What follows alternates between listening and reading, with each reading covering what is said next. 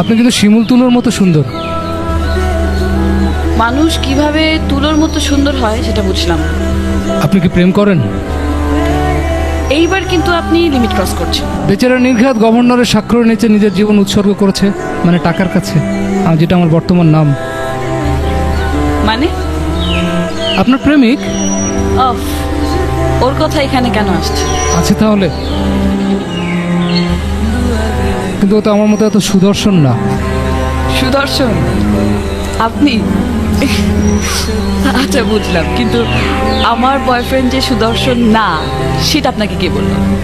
বোঝা যায় তার দেহে শক্ত মেদের প্রাচীর, ত্বক আয়নার মতো তীব্র, শহরের সবচেয়ে উঁচু দালানগুলো প্রতিফলিত হয় এমন আয়নার মতো তীব্র, ঠোঁটের পাশে শতভাগ কর্পোরেট অহংকার, হৃৎপিণ্ডের পাশে cos theta, sine theta, tan theta, root over, মানে ছোটখাটো হিসেবের মেশিন। তাহলে জীবনের নিরাপত্তা খোঁজা কি অন্যায়?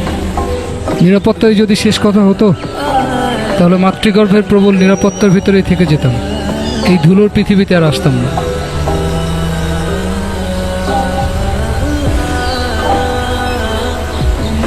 তাহলে আমরা কেন এসেছি পৃথিবীতে?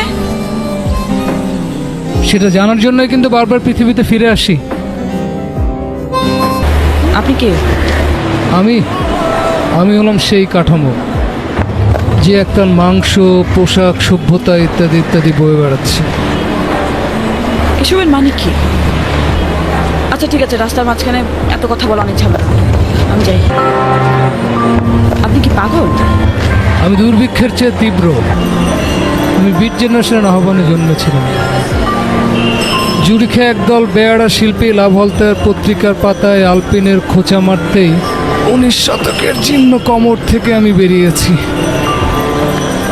ভারতবর্ষের অলিতে গলিতে আমার চোখে প্রজন্মের হাহাকার দেখে হাংরি হাংরি বলে গান তুলেছিল একদল উন্মাদ কবি। আমি সেবার হাংরিদের প্রতিনিধি হয়েও জন্মেছিলাম। কাফন জড়িয়ে ঘুরছেন কেন? আমি আসলে পাখিও জন্মাতে চেয়েছিলাম, ছোট্ট চড়ুই, শহরে ম্যাকপাই। বন্দুক আবিষ্কার হতে আর পাখি হয়ে জন্মাতে সাহস হলো না। মানুষ হয়ে জন্মে লাভ হয়েছে কোনো? এই জন্যই তো কাফন চাপিয়ে ঘোরা, বুক ফুটো হয়ে বাতাস বেরিয়ে যেতে পারে যখন তখন। গোলমেলে ট্রাফিক নিয়মে পিষে যেতে পারে গাড়ির চাকায়, যখন তখন মরো, যখন তখন বাঁচো। পৃথিবীতে এত বড় প্রজাপতি হয়?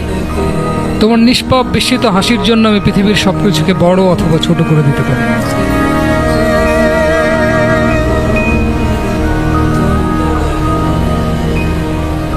তুমি কি আমাকে ভালোবাসো? কবিরা কিছু পায় না, উপাসনালয়ের বাইরে জুতো রেখে গেলেও জুতো চুরি হয় না। বাসে চাপলে পকেট মারে, পকেটে ব্লেড চালায় না। নারীকে কামনা করে, স্পর্শ পায় না।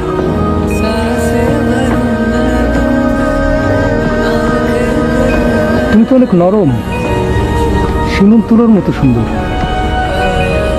একটা আপেল গাছের নিচে আমি হাজার হাজার বছর ধরে বসে থেকেছি। আপেল খেয়ে খেয়ে ক্লান্ত হয়েছে পাকস্থলী, কিন্তু নারীর স্পর্শ পাইনি।